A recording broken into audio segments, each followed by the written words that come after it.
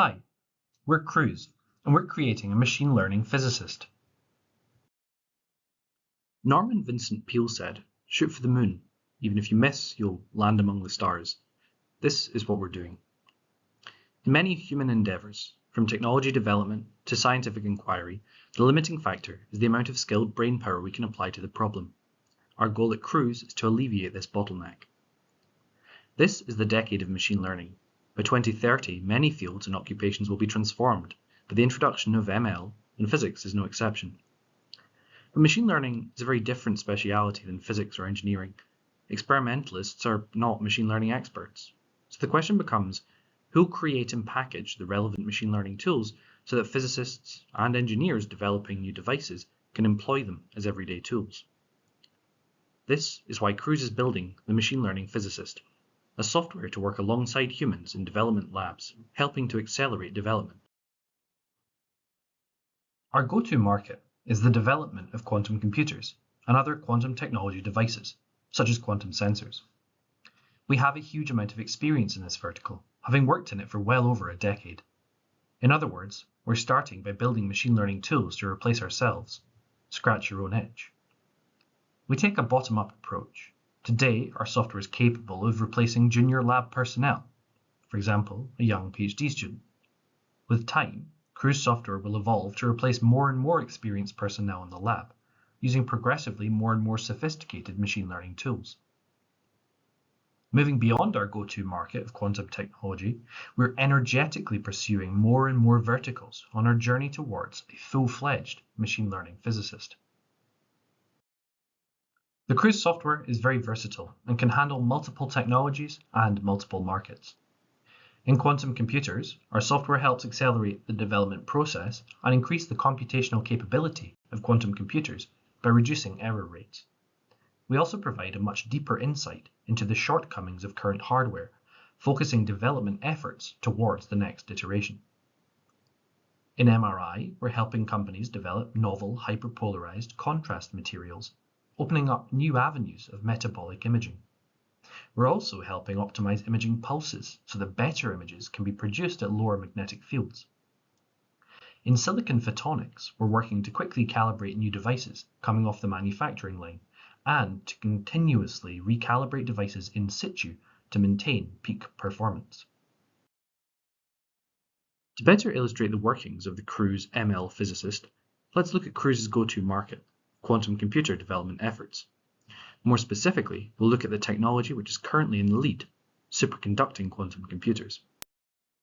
Quantum computers are extremely complex devices, and unlike classical computers, these aren't digital devices.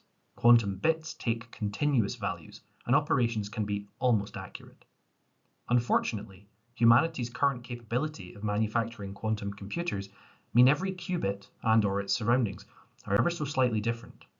Therefore, to control and reduce these errors, we need to carefully characterize every component of these complex machines and then tune every operation on every individual qubit to extreme accuracy. This requires immense effort. As a result of the complexity of QPUs, while the field has made significant progress in the number of qubits, the field has not made comparable progress in error rates. In 2014, Professor John Martinez, who would go on to become head of Google's quantum efforts, published a paper with an 0.6% error rate for 2-qubit entangling gates. The Google quantum supremacy paper from 2019 also had an 0.6% error rate. The largest IBM QPU released in 2022 with 127 qubits has an error rate of 0.4%. The reason we haven't been able to make as much progress on error rates as we have on the number of qubits is the immense complexity of the task of calibrating quantum devices. The figure on the right from Google's team shows the steps required to tune 2 qubits in their 53-qubit quantum computer, which led to the famous quantum supremacy result. As mentioned previously, qubits are like snowflakes, each slightly different. As a result, every operation on each qubit or pair of qubits has to be individually calibrated. In the graph, every single coloured dot represents an experiment which required 2 years' work by a PhD student. The graph as a whole represents many dozens of years' effort by highly skilled, specialised people. Clearly this is unsustainable, considering we're ultimately aiming at millions of qubits. We must therefore simplify, accelerate, and automate this process. We need software to replace the work currently done by junior members of the labs. We need an ML physicist.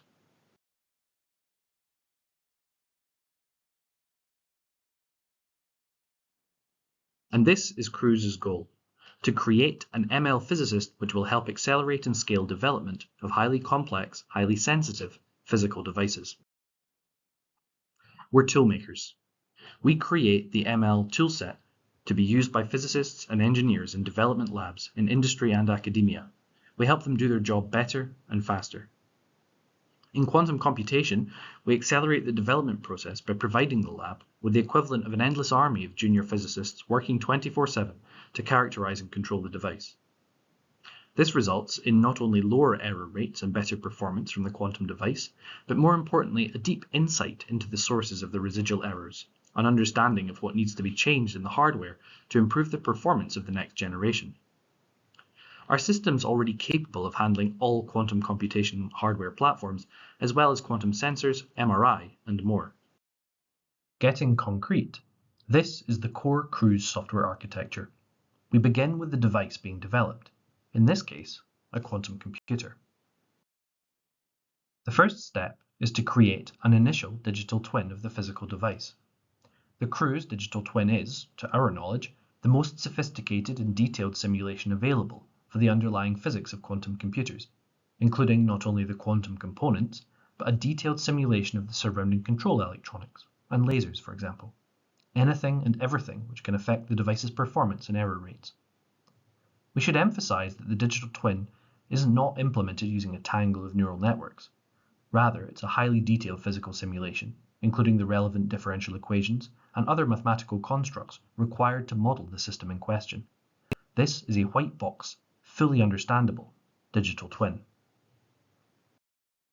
We determine how to control the qubits in an optimal way by using optimal control theory techniques based on the digital twin. The resulting control parameters minimize error rates and increase the device's performance. Initially, the digital twin is not very accurate. As a result, control parameters must be further optimized using the physical device itself, using a process called closed-loop calibration, also known as tune-up. This is where the process ends in most labs, with a model, digital twin, which we proved isn't very accurate, as the control parameters require calibration, and control parameters which are calibrated, but we don't really understand why they work better, or worse. We don't understand the sources of residual error rates. We haven't learned anything from calibration. Here's where the first Qruise innovation comes in. We take all the data observed during the experiment and use it to improve the digital twin in a process we call model learning. This leads to a more accurate digital twin, which leads to a more reliable optimal control result, and the cycle continues until we achieve a highly reliable model of the system. A model which can now provide insight on the sources of the post-optimization residual error rates. This process, including many details not described here, is the culmination of decades of research at the intersection of machine learning, optimal control, and quantum computing. One may ask, where's the machine learning in all this? The answer is everywhere. With Qruise, machine learning is not simply throwing mountains of neural networks at the problem. It's judicial and careful mixing of physical model simulations, machine learning-inspired algorithms and tools, and some neural networks where applicable. For example, we use reinforcement learning to tailor the various optimizers to the specific optimization problem: model-based optimal control, model-free calibration, and model learning. We employ Bayesian optimal experiment design to figure out what data we need to retrieve from the experiment in order to narrow the uncertainty of specific model parameters. Adversarial approaches are useful in testing the validity of models to the limits of the control hardware, for example. This is the Qruise toolset in operation at the Jülich Research Center in Germany, being used with the quantum computers installed on site. In 2022, physicists prefer to control their experiments through Jupyter notebooks, and this is how the Qruise toolset is usually accessed, as you can see on the left.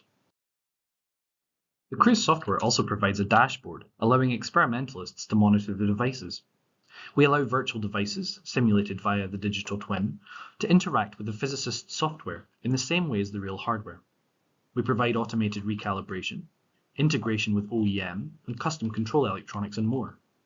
We allowed turning the experiment into a private cloud service, allowing users to submit experiments to be performed, manage a job queue, perform user authentication, etc. All this allows development to happen at a much higher pace. To ensure both research and production environments can use Qruise in all kinds of setups, we provide flexible deployment choices, which allow for a fully cloud-based, fully local, or mixed hybrid option. This flexibility is particularly useful when, for example, you wish to run specific computationally heavy simulations on Qruise or some other public cloud, while keeping the algorithms that run on the hardware closer to your device within your internal network. The Qruise platform is also built to be extremely modular, since it provides a base version on which additional features can be added at will, based on the varying needs of different research or engineering groups. We provide Lego block-like modules, and teams can start small and start slow, trying out modules that provide the most value with the least effort, then gradually scaling up to use the full plethora of device calibration and characterization solutions developed by us. Let's now dive a little deeper into the machine learning aspects. Current calibration techniques for sophisticated physical devices are largely heuristics-driven, developed by scientists and engineers over the last several decades. While these techniques work fine for small-sized systems, they present genuine challenges when scaling to large-scale systems with several complex moving parts and multiple points of failure. Experiments are expensive, and data collection can often be painfully slow.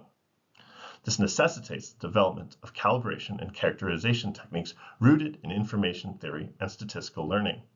To concretely state the problem, given a physical system and a parameterized model of this system, we aim to design the optimal set of experiments which will provide us the most information about this system while performing the minimum number of data collecting experiments. A more mathematical formulation of this problem is presented here.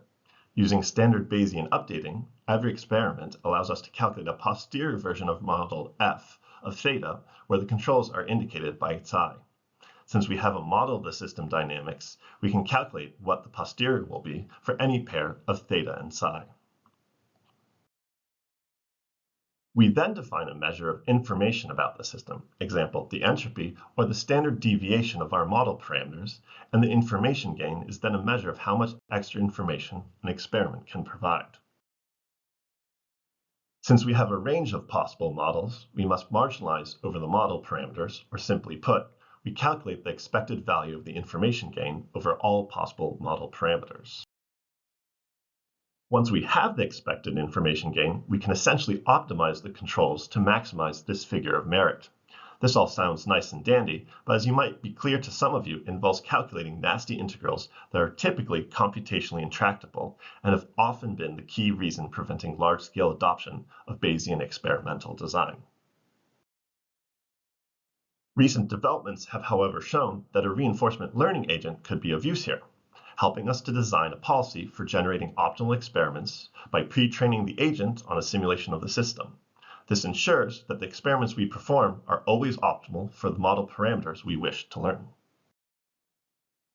In model learning, we optimize model parameters to best reproduce the experimental data available. As most system dynamics include a stochastic element, such as quantum state measurement, the digital twin does not predict a specific experiment result, but rather a probability distribution of possible results. To best adapt the model to the data, we utilize a loss function known as the Mahalanobis distance, which scales the disparity between experiment and model by the expected standard deviation. When optimizing, we also utilize adaptive weighting of experimental data points so as to focus the process on improving match quality. This is a challenging optimization task, high-dimensional and with many local minima, and we are constantly improving our algorithm's abilities to overcome these difficulties. The task of trying out different models is still left to the experienced physicist. If one model does not faithfully reproduce experimental results, one can interactively try modifications or extensions of the model until a match is achieved. In the top left corner, we can see the model learning process applied to 3 different models, an oversimplified one, an intermediate, and a full model. The distance between expectations computed by the digital twin and the experimental data is measured in standard deviations, providing a very clear picture on how accurate the model is. One nice feature of this approach to system characterization is that one gets far more information than simply an error bar. Instead, one can see detailed sensitivity plots on how precisely the experimental data constrains model parameters.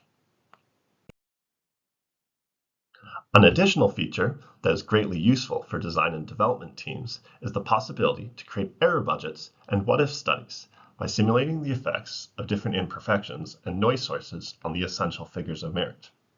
Most R&D teams have a limited budget to tackle different problems, and this allows them to identify the avenues which would provide the most impact on the bottom line.